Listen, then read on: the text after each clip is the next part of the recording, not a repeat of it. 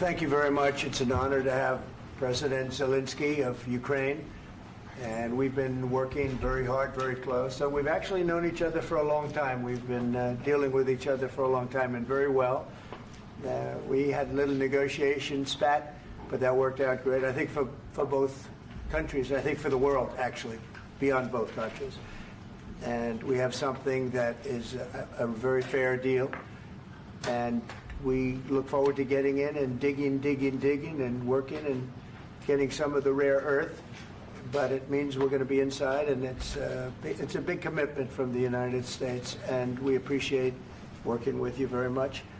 And we will continue to do that. We have had some very good discussions with Russia. I spoke with President Putin, and we're going to try and bring this to a close. It's something that you want and that he wants. We have to negotiate a deal, but we've started the confines of a deal, and I think something can happen. The big thing is the number of soldiers, mostly at this point, but soldiers being killed. You're losing thousands of soldiers. So on both sides, we're losing a lot of soldiers, and we want to see it stop. And we want to see the money get put to different kinds of use, like rebuilding. And we're going to be working very hard. But we've had a lot of very good conversations. I will say until we came along, the Biden administration didn't speak to Russia whatsoever. They didn't speak to anybody. They just allowed this to continue. And I will say that, I'll say in front of you, you've heard me say it 1,000 times, if I were president, this war would have never happened. We would have had a deal negotiated for you without having to go through what you've gone through. But your soldiers have been unbelievably brave. We've given them great equipment, but somebody has to use the equipment. They've been unbelievably brave. And we give them great credit. This was supposed to be over very quickly, and here we are 3 years later. So I give tremendous credit to your generals and your soldiers and yourself in the sense that it's been very hard fighting, very tough fighting. They're great fighters, and you have to be very proud of them from that standpoint. But now we want to get it over with. It's enough, right? We want to get it over with. So.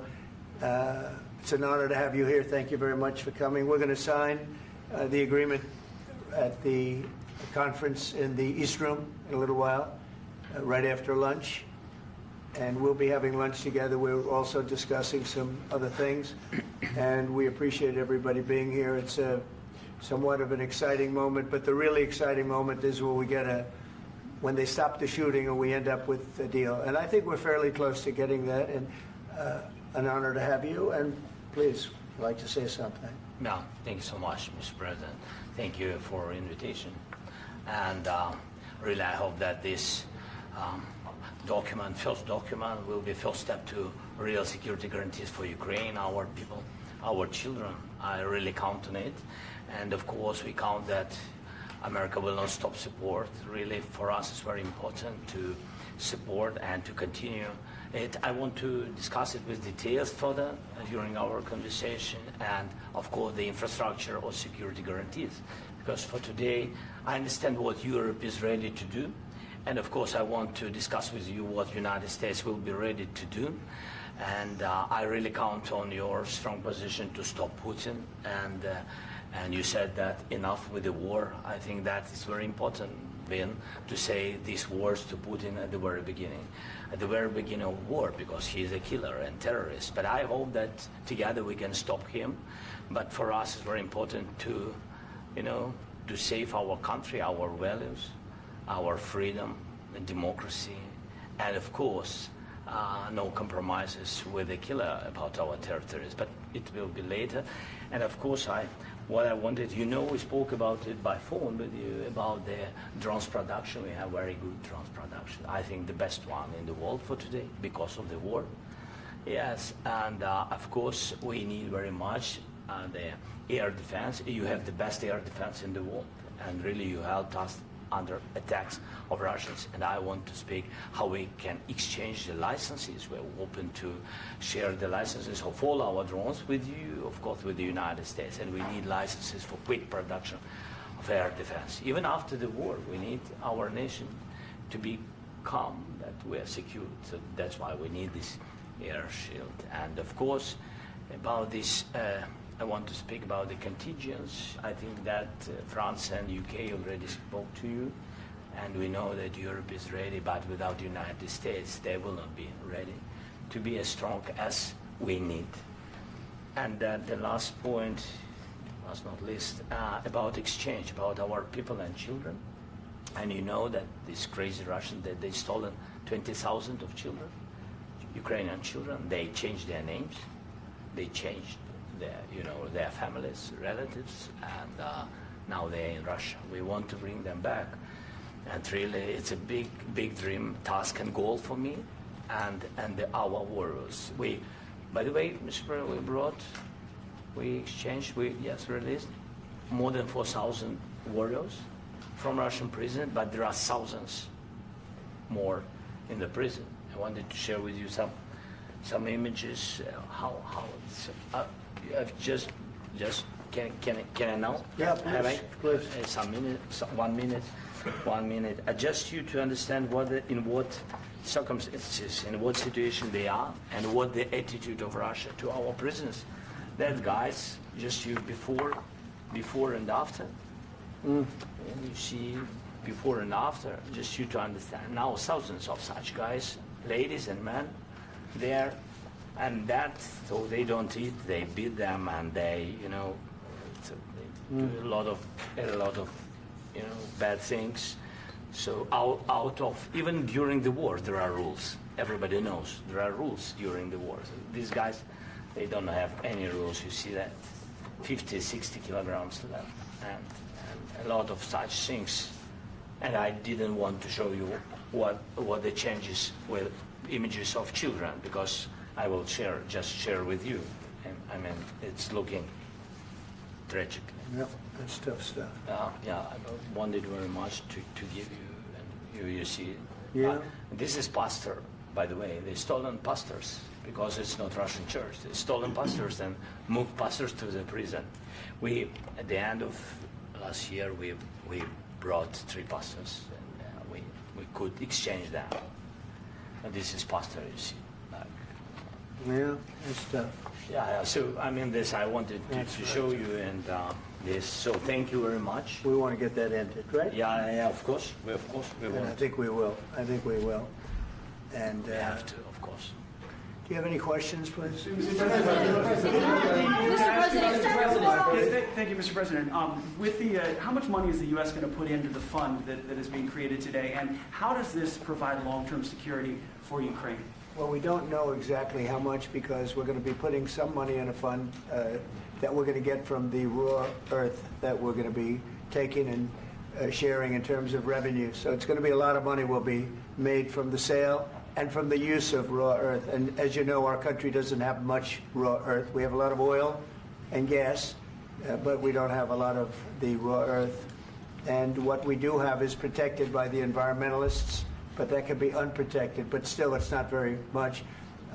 They have among the best in the world in terms of raw earth. So we're going to be using that, using it for all of the things we do, including AI, and including weapons and the military, and it's really going to very much satisfy our needs. So it's something that just worked out really well. We have a lot of oil, and we have a lot of gas, we have a lot, but we don't have raw earth. So this has just about every component of the raw earth that we need for computers, for all of the things we do. This puts us in great shape. And on long-term security for Ukraine, how does this provide it? I think they're going to have great luck. I think once we make the agreement, that's going to be 95% of it. They're not going to go back to fighting.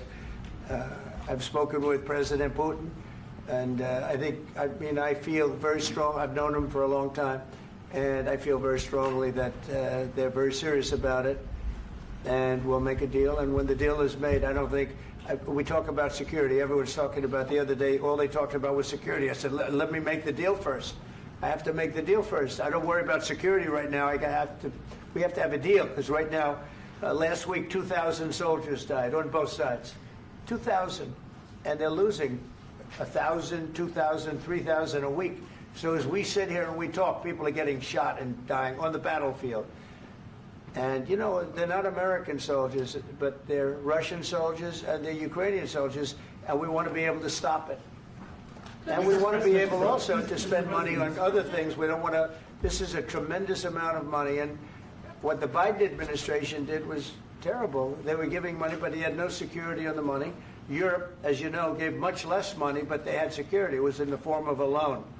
They get their money back, and we didn't. And now, at least we're protected because the American taxpayer has to be protected too. But this is an incredible agreement for Ukraine because we have a big investment in their country now, and what they have, very few people have.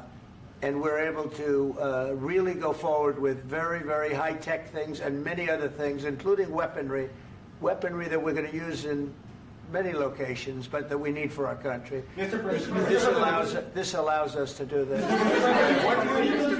Will you continue? Sorry. Sending military aid? Yes, go ahead, please. If I can just, yes. In the document, there is one of the very important points. If we speak about business and investment, we never had LNG terminals in Ukraine. This document will open. I mean, the next documents, but anyway, here we see in the framework, we see a really goodwill for this. LNG terminals for us is very important, and I think for security of European continent. We have the biggest storage, gas storage. We have the biggest in Europe. Yes, yes, and we can use it. Use it for LNG. Use it for LNG, and we will do it. And really, we can help Europe because Europe really helped. President Trump said that they made less support, but they are our friends and they are our very supportive partners. They really gave a lot, Mr. President. They did. They gave a lot, but they gave much less. No. Much less. No. No. No. Okay. Mr. President, what do you bilateral summit with Putin and President Zelensky? Mr. President Trump, you have repeatedly called the deal with Ukraine as a historical one. And as a President of the United States, you make historical decisions in other issues which affect America and other world. So what place in the world history do you want to take? And do you associate yourself with any famous historical figures? Yeah, I'd say George Washington, Abraham Lincoln. I would say I'm far superior to George Washington and Abraham Lincoln. Now, you know I'm only kidding, right? Because when I say that, the fake news is going to go wild. They're going to say he considers himself to be better than Washington. But you never know. You never know. I don't compare myself to anybody. I'm here to do a job. We've had a great 35 days or whatever it might be, a month, a little more than a month. We've accomplished tremendous amounts. Not only this would be a very great achievement if we could get the war stopped and get them back to normalization. I think that's going to happen. We've had very good talks on both sides, as you know. But I think we've done a very good job, just generally. If you look at all of the things we've done in 30 days, they're saying there's never been a opening for a president. The first month, there's never been a first month like we've had. And this is one of the very important things. This, to me, is one of the most important things because we have tremendous death taking place as we speak, and I don't want to have that. You know, think of the parents, whether they're in Russia or Ukraine, think of the parents of all these people being killed needlessly. They came to our territory. Should have never started. This would have, if I were president, this would have never started. Mr. President, where has out your conviction? Mr. President, will you continue sending military aid to Ukraine after the U.S. signs this agreement with Ukraine? Yeah, we're going to be continuing. To President Zelensky, do you feel like the U.S. is on your side, that the President Trump is on your side at this moment? Right. What do you think? He wants to know, do you think that, sort of a stupid question. I guess we wouldn't be here if I wasn't. I think that the United States on our side from the very beginning of occupation, and I think that President Trump on our side, and of course, I'm sure that the United States President will not stop support. This is crucial for us. It's important for us. Yes. And Putin, the president, speaks about the people and the soldiers which are dying, but they came to our territory, they came to our land. They began this war, and they have to stop. And I think this is the question, with really the most important question. Can President Trump, I hope yes, with some other allies, to stop Putin, withdraw these enemies, our enemy, withdraw these troops from our land? And I think that you asked about the history, I think that if President, or when, he will stop Putin, if President Trump will bring peace to our country, I think he will be on this wall. We've had very, very good talks. What about military aid to Ukraine? President Zelensky just said that there will be no compromises with Vladimir Putin. I just wanted to ask both of you, firstly, are there compromises that you think that President Zelensky is going to have to make? And President Zelensky, is there anything that you might be thinking that you may be able to offer or bring to the table, for example, elections? Thank you. I think you're going to have to always make compromises. You can't do any deals without compromises. So certainly he's going to have to make some compromises, but hopefully they won't be as big as some people think you're going to have to make. That's all. That's all we can do. I'm here as an arbitrator, as a mediator to a certain extent between two parties that have been very hostile. To put it mildly, they've been very hostile. This has been a vicious war. This has been a vicious war. You know, it's a very level battlefield, and those bullets go out, and as I've said many times, we were talking about it with Pete, many times the only thing stopping those bullets is a human body. And in the case we're talking about, generally young human bodies are stopping a lot of bullets. It's dead level. That's why it's great farmland. It's great land. It's great farmland, but there's very little protection against the bullets that are being, and other things that are being shot. So all I can do is see if I can get everybody at the table and get an agreement. And I think we're going to end up with an agreement. Otherwise, I wouldn't probably be even here today. Mr. President, I've got two questions for you. You think ultimately your legacy will be the peacemaker and not the president that led this country into another war and ended foreign wars? And I've got a question. I hope it will. I mean, I hope I'm going to be remembered as a peacemaker. This would be a great thing if we could do this. I'm doing this to save lives more than anything else. Second is to save a lot of money, but I consider that to be far less important.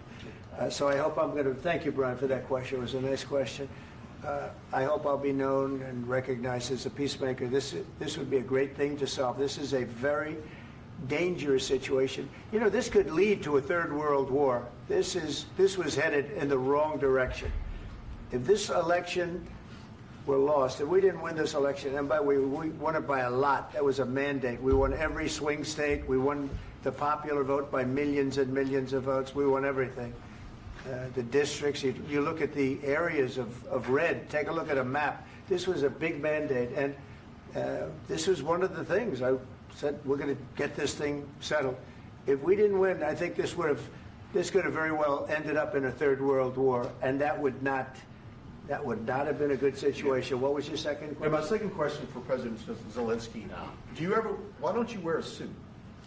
You're at the highest, why don't you wear a suit? You're at the highest level in this country's office, and you refuse to wear a suit. Just want to see if do you own a suit? Yeah, problems. A lot of Americans have problems with you not respecting the dignity of this office. I will wear a costume after this war will finish. Okay. Yes, maybe something like yours. Yes, that'd be great. Maybe something better. I don't know. We will see. Maybe something cheaper than. Yeah. Thank you. President Trump. Thank you, President Trump. You said yesterday that you have. Are you going to send more arms to Ukraine in case there's no peace? Yeah, we're going to have arms to Ukraine. Yeah, sure. Hopefully, I won't have to send very much because hopefully we're going to have it finished. We're looking forward to finishing this quickly. We're not looking forward to sending a lot of arms. We're looking forward to getting the war finished so we can do other things. But we very much appreciate the agreement because we needed what they had, and we're treating, our country is now treated fairly. Biden didn't do that. He didn't know what the hell he was doing. This should have never happened. This should have never started. But, you know, sure, the answer is yes, but hopefully we won't have to send much because I'm looking forward to getting it done quickly, very quickly. Does that mean you'll provide security guarantees, Mr. President? I don't want to talk about security yet because I want to get the deal done. You know, you fall into the same trap like everybody else. A million times you say it over and over. I want to get the deal done. Security is so easy. That's about 2% of the problem. I'm not worried about security. I'm worried about getting the deal done. The security is the easy part. Security is very nice. Everybody stopped shooting. And now will Europe put people there? I know France is going to. I know the UK is going to. I know other countries are going to, and they happen to be right next door. We haven't committed, but we could conceivably. You know, we have security in a different form. We'll have workers there digging, taking the raw earth so that we can create a lot of great product in this country. So in that sense, you have something, but we haven't determined that yet. I will say, in speaking to France and in speaking to, and they were here, as you know, last week and just the other day, they have committed to a lot of security. I don't think you're going to need much security. I think once this deal gets done, it's over. Russia's not going to want to go back, and nobody's going to want to go back. When this deal ends, I really believe this deal is going to be over. Yeah, please go ahead. Go ahead. Mr. President, thank you. You had President Macron and Keir Starmer at the White House this past week, both of whom praised your courage and conviction to lead the pathway towards peace. Yes. Part of that involved, though, re-engaging Russia in diplomatic relations, something that previous leaders lacked the conviction to do so. What gave you the moral courage and conviction to step forward and lead that? Well, I love this guy. Who are you with? One American News, sir. Well, that's why I like him. One American News does a great job. I like the question. I think it's a very good question. It's a pathway to peace. It's a pathway to getting something solved. And I feel that as the head of this country, I have an obligation to do that. Plus, you know, we're very much involved. We got involved. It's too bad we got involved because there should have been no involvement because there should have been no war. And there shouldn't have been October 7th. That would have never happened. As you know, Iran was broke. They had no money to give to Hezbollah. They had no money to give to Hamas. They were stone cold broke. And then under Biden, they became rich as hell. They went from no money to $300 billion in a period of 4 years. And they gave a lot of that money away, and you see what happened. And that's a real mess also that we hope to be able to solve. But no, I appreciate your question very much. I feel I have an obligation to try and do something to stop the death. If I can answer. Yes, if I can answer. Please, sorry. Please. And I do like your clothing, by the way. Yeah, really? Even though I think he's a great guy, by the way. But I don't know if you two like each other. But you know what? I think he's dressed. I like this guy. I think he's dressed beautiful. So I have more serious things than answer on such Yeah, questions. sure, I will answer on more serious That's a good questions statement. if I can. Yeah. So please, about security guarantees and about just ceasefire. We can't just speak about ceasefire and speak and speak. It will not work. Just ceasefire will never work because I'm like a president. I have this experience, and not only me. Ukraine before my presidency, from the 2014, Putin broken 25 times. 25 times he broken his own signature. 25 times he broken ceasefire. But he never broke to me. He never broke to me. No, you were the president. You were the president during. He never broke to me. In 2016, you've been the president, Mr. President. You've been the president, but he had, of course, not with you, but he had during those periods. He had conversations with our side, and we had Normandy format. You know, the France, Germany, Ukraine, and Russia, and he broken 25 times. That's why we will never accept just ceasefire. It will not work without security guarantees. Security guarantees, maybe President is right about this document and other, but this document is not enough. Strong army is enough because his soldiers afraid, Putin's soldiers afraid of our soldiers when we're strong enough. If we are not strong enough, if we are empty, if our storage is empty, we can't defend our land. Today, you know, he knows that we have all the world knows that we have meeting. Yes, why he's using ballistic?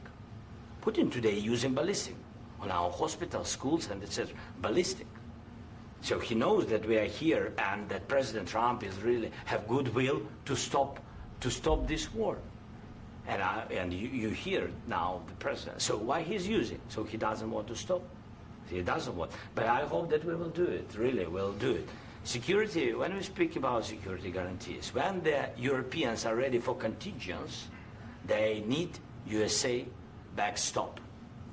If there will not be United States, we will not never have any contingents, strong contingents from the Europeans, because they don't want to divide alliance connection between the United States as the main and strongest ally and Europeans. And this is crucial. This is important. That's what we want to speak about very much. This is very important. And air defense. So air defense, really, we have big deficit with all these systems, and we need to provide this. We need it very much. Otherwise, Putin will never stop, and will go further and further. He doesn't want. He hates us, you know? It's not about me. He hates Ukrainians. He thinks that we are not a nation. He thinks, and he shared these thoughts, I think maybe with your team also, I don't know. But with all the Europeans, in media, officially and not, he always said that there is no such country, such nation, such language, and such life like Ukrainian. No, he really doesn't respect all the Ukrainians, and he wants to destroy us. And you are right, Mr. President. That's 2%. This document, maybe other documents, it's a very good start, very good, but it will not enough to stop this person. Should Russia pay to rebuild Ukraine? Mr. President, under these Should Russia pay to rebuild Ukraine? They have to pay. This question. This is the rule. This is the rule of the war.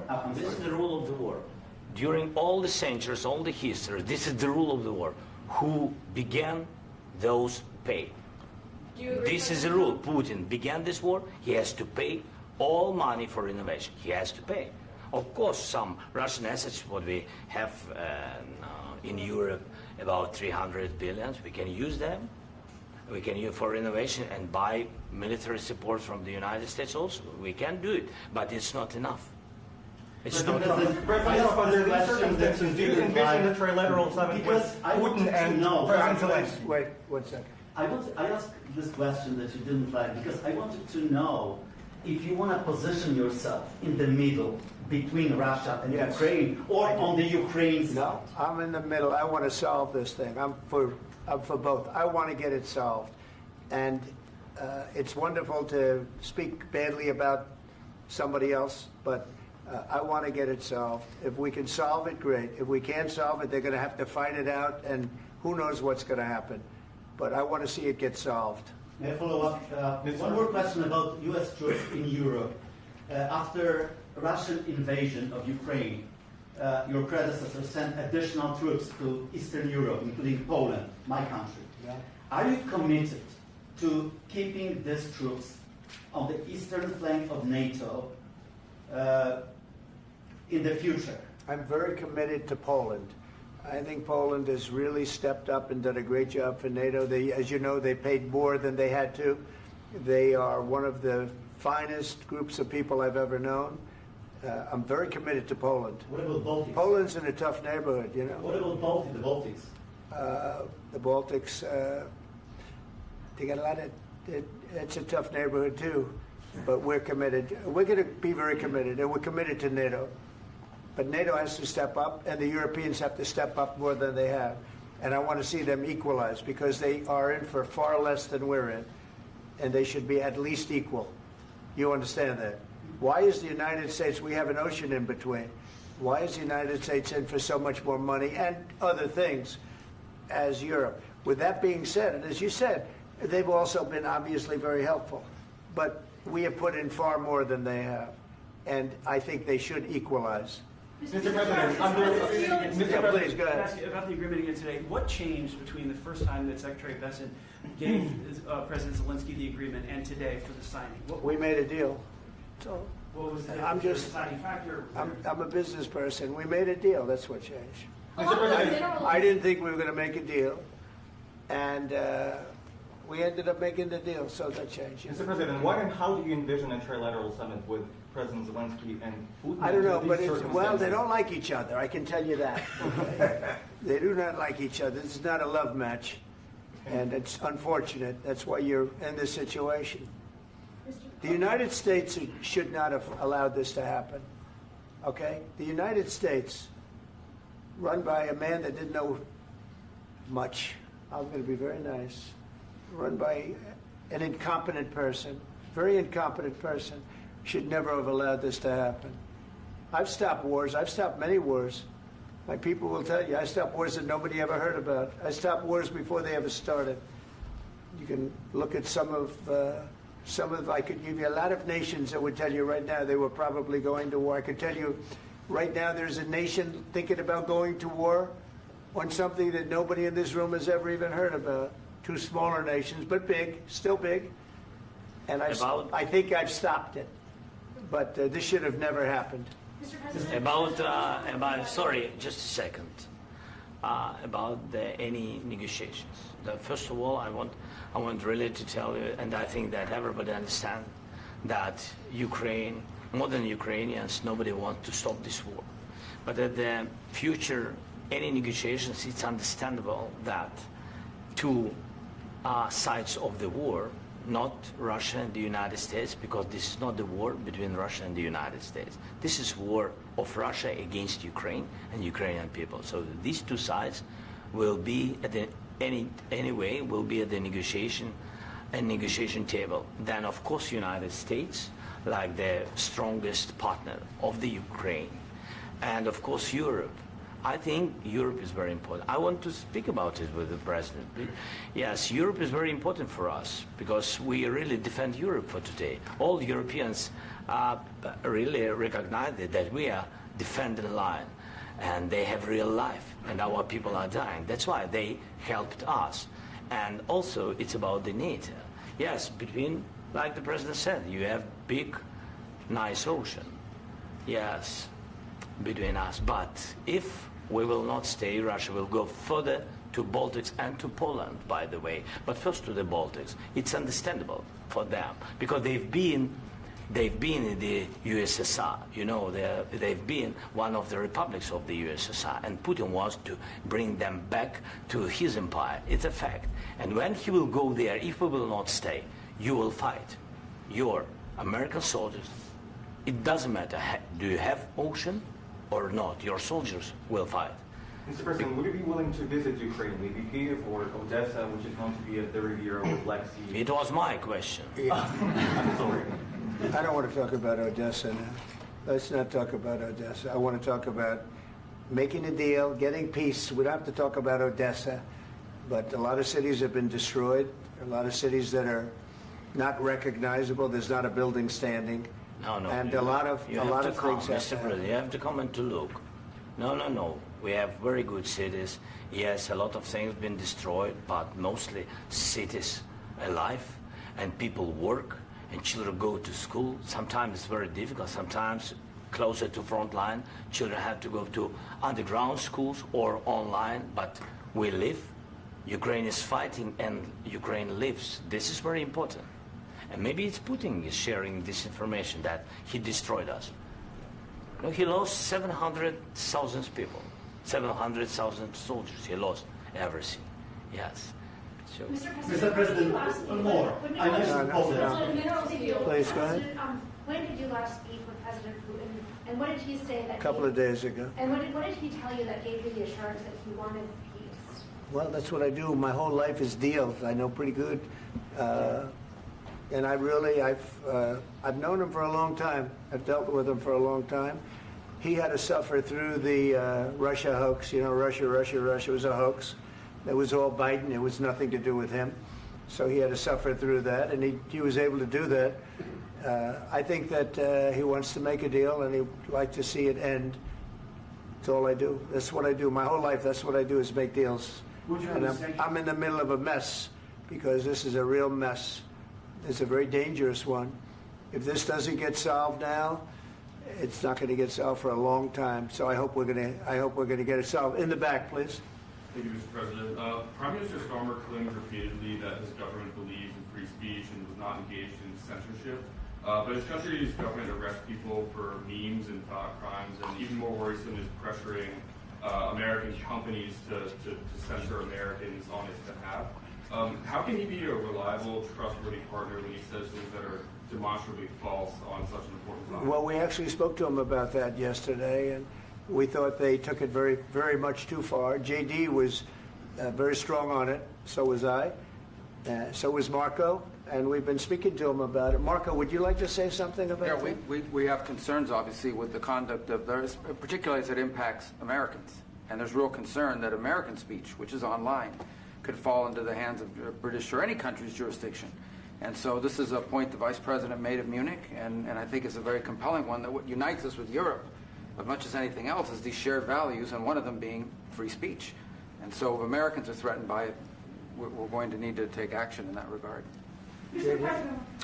It's actually a very important question. We spoke about this in detail with the Prime Minister, the Foreign Secretary, and others at lunch yesterday. And I know that Secretary of Commerce Lutnick followed up in private meetings last night. This is really important. We believe Americans have the right to speak their mind, even if we in this room disagree with them. They have the right to speak their mind in the public square, which is often online these days. And we're going to defend that right as it pertains to American companies and American citizens vigorously if we have to. I do think that under the President's leadership, we're going to find common ground with our friends in the UK on this question, but it remains to be seen. The principle that will guide us is we believe in free speech in this country, and we'll fight for it for American citizens. Mr. President, on the deal, is there any other oil and gas component to the deal? Is it all critical? A little bit. We'll see. On LNG? But we're not really looking for that so much. We got a lot. We have more than anybody in the world, by far. So no, we're not talking about it too much, but a little bit. I think it affects also, but for the most part, no. And sir, is there any agreement from Ukraine to purchase U.S. LNG as part of the deal, or is that on the table at all? No, we don't need that. Mr. President, I just wanted to ask you about, you just mentioned that you'd spoken to Vladimir Putin a couple of days ago. Just to be clear, that's a new call, not the one that you... I've spoken to him on numerous occasions. Okay. And how was the latest call? What did you discuss? How did it go? Are you serious with that question? I am. I'd love to know. It went well. I think we're going to have a deal. On the minerals deal, Mr. President, some of those minerals are in the east of Ukraine, not far from the front lines and in areas that Russia has occupied. Will you direct President Putin to withdraw his forces from those areas if there's U.S. interest? Well, we'll take a look at the time. We have a lot of area. It's a very big area we're talking about, so we'll take a look. I'll study that, and I'll see. And who would protect those minerals if they are U.S. interests? Would that be Ukrainian forces? They'll be protected. European The agreement forces? will protect them. U.S. The forces? agreement, yeah, we're signing an agreement. Right, but what if Russia tries to invade or there's Russian aggression in those spots? I just told you I don't think that's going to happen. And if that were going to happen, I wouldn't make a deal. If I thought that was going to happen, I wouldn't make a deal. Some people may wonder why. You know, they ought to focus on CNN on survival, not asking me these ridiculous questions. Focus on surviving, because CNN's got such low ratings. I don't think they're going to survive. Let's go. Please, go ahead. I already mentioned Poland. Poland was under Russian control for decades after the Second World War. When I was a kid, I looked at the United States not only as a most powerful country, richest country in the world, the country that has great music, great movies, great muscle cars, but also as a force for good. And now I'm talking with my friends in Poland, and they are worried that you align yourself too much with Putin. What's your message for them? Well, if I didn't align myself with both of them, you'd never have a deal. You want me to say really terrible things about Putin and then say, "Hi, Vladimir, how are we doing on the deal?" That doesn't work that way. I'm not aligned with Putin. I'm not aligned with anybody. I'm aligned with the United States of America and for the good of the world. I'm aligned with the world, and I want to get this thing over with. You see the hatred he's got for Putin. It's very tough for me to make a deal with that kind of hate. He's got tremendous hatred, and I understand that, but I can tell you the other side isn't exactly in love with, him either. So it's not a question of alignment. I'm aligned with the world. I want to get the thing set. I'm aligned with Europe. I want to see if we can get this thing done. You want me to be tough? I could be tougher than any human being you've ever seen. I'd be so tough. But you're never going to get a deal that way, so that's the way it goes. All right, one more question. I would respond to this. So look, for 4 years in the United States of America, we had a president who stood up at press conferences and talked tough about Vladimir Putin, and then Putin invaded Ukraine and destroyed a significant chunk of the country.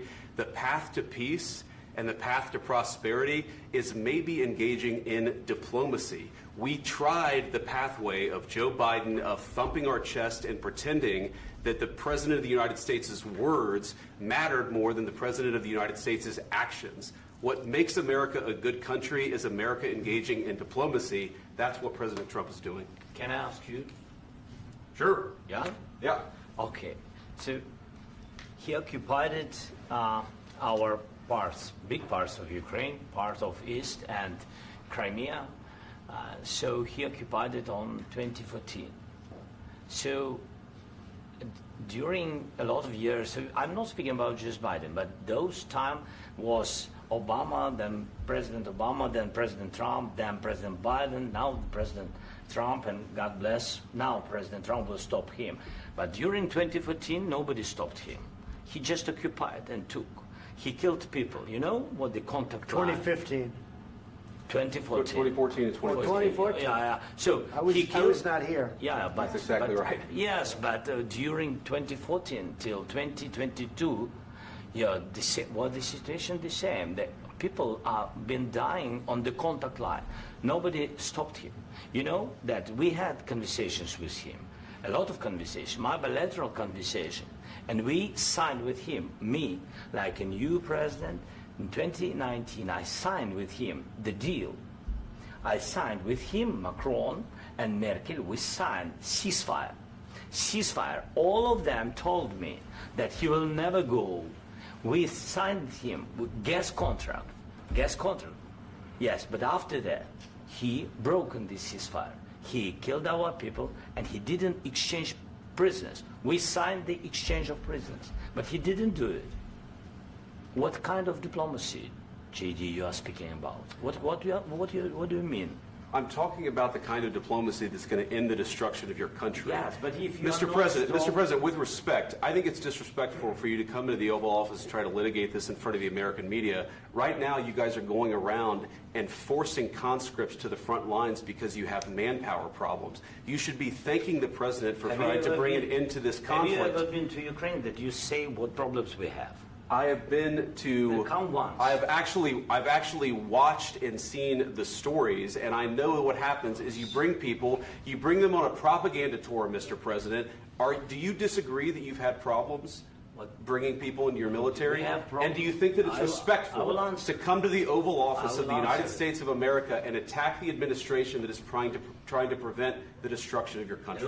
A lot of questions. Let's start from the beginning. Sure. First of all, during the war, everybody has problems. Even you, but you have nice ocean and don't feel now, but you will feel it in the future. God bless. You don't know that. God bless. You don't God know bless. that. You will not have a war. Don't tell us what we're going to feel. We're trying to solve a problem. Don't tell us what we're going to feel. I'm not telling you. Because I'm you're in no answering position on to this dictate that. That's Remember exactly what this. you're doing. You're in no position to dictate what we're going to feel. We're going to feel very good. You will feel influence. We're going to feel very good and very strong. You will feel influence. You're right now not in a very good position. You've allowed yourself to be in a very bad position, and he happens to be right about it. From the very beginning of the war. You're not in a good position. You don't have the cards. cards right now. With us, you start having not playing cards. cards. Right now, you don't. You're playing serious, cards. Mr. President. You're playing cards. Serious. You're gambling I'm with the president lives in of war. millions of people. You're gambling with World War III. You're gambling with World War III. And what you're doing is very disrespectful to the country, this country. That's back to you. Far more than a lot of people said they should have. Have you said thank you once? This A lot entire of meeting? times. No, in this Even entire meeting, today. have you said thank Even you? today. You went to Pennsylvania and campaigned for the opposition in October. Offer some words of appreciation for the United States of America and the president who's trying to save your country. Please, you think that if you will speak very loudly about the war, you can... He's not speaking loudly. He's not speaking loudly. Your country's in big trouble. Can I Wait a answer? minute. No. Can You've I done a lot answer? of talking. Your country is in big trouble. I know. You're not winning. I know. You're not winning this. You have a damn good chance of coming out okay because of us. Mr. President, we are staying in our country, staying strong from the very beginning of the war. We've been alone, and we are thankful. I said thanks you haven't in been this alone. cabinet, You and haven't not been only alone. in this cabinet. We gave you, through I this said stupid president, $350 billion. You voted we gave for you your military president. equipment, You and you voted men for are your brave, president. but they had to use our military. What about West? If you didn't have You our invited military me- equipment, You invited if me you to didn't speak. have our military equipment, this war would have been over in 2 weeks. In 3 days, I heard it from Putin. In 3 days, this is something Maybe new. less. In 2 weeks, of course, yes. It's going to be a very hard thing to do business like this. I Again, tell you. just say thank you. I said a lot of times that there, thank you accept to that- American people. Accept that there are disagreements, and let's go litigate those disagreements rather than trying to fight it out in the American media when you're wrong. We know that you're wrong. But you see, I think it's good for the American people to see what's going on. I understand, sir. I think it's I very understand. important. That's why I kept this going so long. You have to be thankful. You don't have the I'm cards. thankful. You're buried there. Your people are dying. tell you You're again, running I low know. on soldiers. Don't- Listen, don't please, you're running Mr. low on President. soldiers. It would be a damn good thing. Mr. And then President. then you tell us, I don't want a ceasefire. I don't want a ceasefire. I want to go and I want this. Look, if you could get a ceasefire right now, I tell you, you take it so the bullets stop flying and your men stop getting killed. Of course, we want to stop the war. But you're I saying said- you don't want a But ceasefire. I said to you, I want a ceasefire. with guarantees. Because you'll get a ceasefire faster than an agreement. Ask our people about ceasefire, what they think. That wasn't it doesn't with matter me. for you what That what wasn't is with me. made.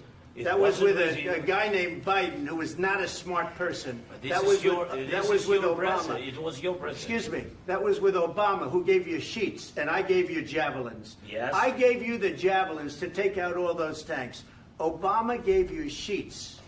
In fact, the statement is Obama gave sheets and Trump gave javelins. You got to be more thankful, because let me tell you, you don't have the cards. With us, you have the cards. But without us, you don't have any cards. One more question to Mr. Vice President. I'm sorry. It's going to be a tough deal to make, Um, because the attitudes have to change. What if Russia breaks ceasefire? What if Russia breaks peace talks? What do you do then?